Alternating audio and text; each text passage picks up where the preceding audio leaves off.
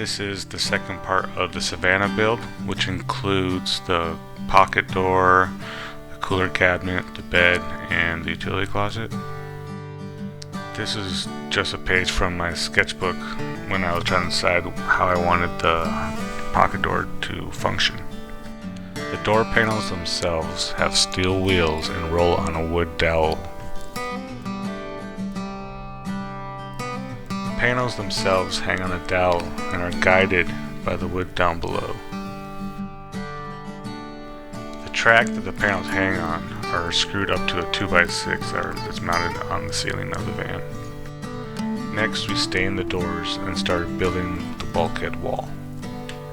The doors do overlap in the middle. The wall itself isn't very thick, and I do insulate it later. The door opening width is the same width as the space between the seats. I had some 1/4 inch MDF, and I used that on the cab side of the van. My goal for blocking out the sunlight was coming along. This wire is for the switch for the light that's first above the entry when coming into the van. It may have been a little excessive, but I took foil tape and I covered up every seam between the front cab to the back of the van. This helped provide an even surface layer when I added fabric to the van. And here's a picture of the seat pulled all the way back to where I sit comfortably. This back corner of the wall was kind of a nightmare, and at this point I hadn't really had a plan for it yet.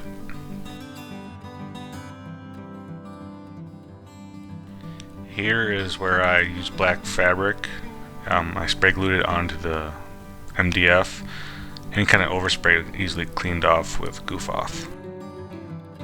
I just trimmed out the inside of the door. The most important part of building a cooler cabinet was choosing the correct cooler. I had this awesome idea of making this custom slide out where the cooler can slide in and out of a cabinet.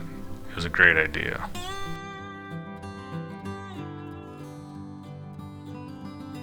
Even though it was like the very first thing I ever built for the van and I thought it was going to work, I scrapped the whole idea. It was a bad idea. Don't try that.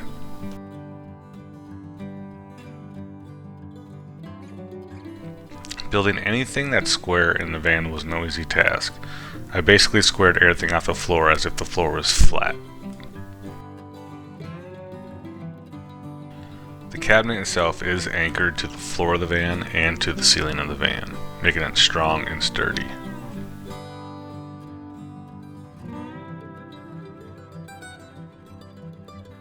Knowing there was going to be dead space behind the cooler, I built a wood wall with a door in it, and I knew I was eventually going to make that where the dirty clothes go.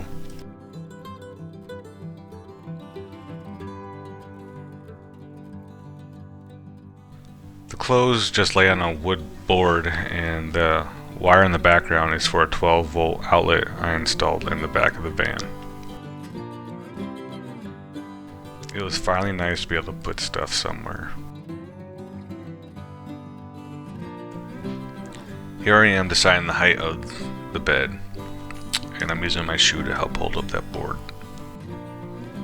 The bed is anchored to the wall of the van and to the floor of the van.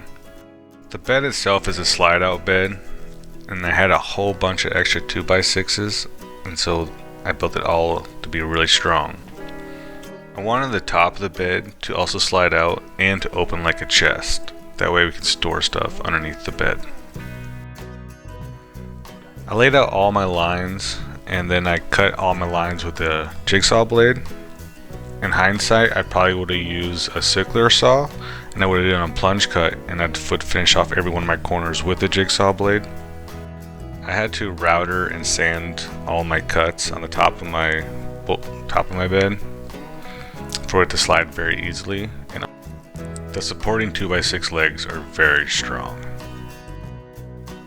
At this point in the build, the width of the bed hadn't even been determined.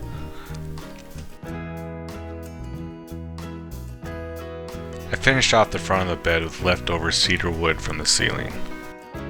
In the back there you can see the laundry chute hole. The width of the bed was determined by how far we wanted the cabinets for the kitchen to come out. We made some custom cushions for our bed/couch, but unfortunately we didn't take any pictures during that process. This was our dog's favorite place. Before we built the utility closet, we added up the wall panel that went behind the bed, and I finished off the bulkhead with a 1/4-inch piece of plywood.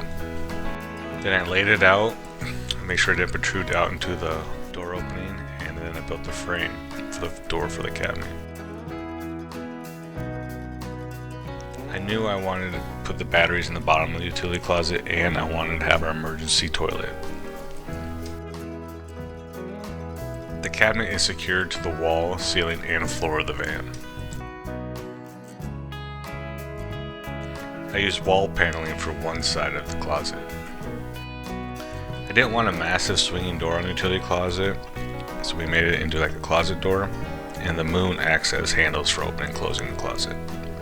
Here's a photo of the first electrical system that was in the bottom of the utility closet. We added some shelves, and I built a charging station up on top of the utility closet that does 12 volt and also has a 120 outlet which can be converted from shore power and our converter. And here's a picture of us running a space heater that's running off of shore power. Thank you for watching. If you have any questions, please leave them in the comments.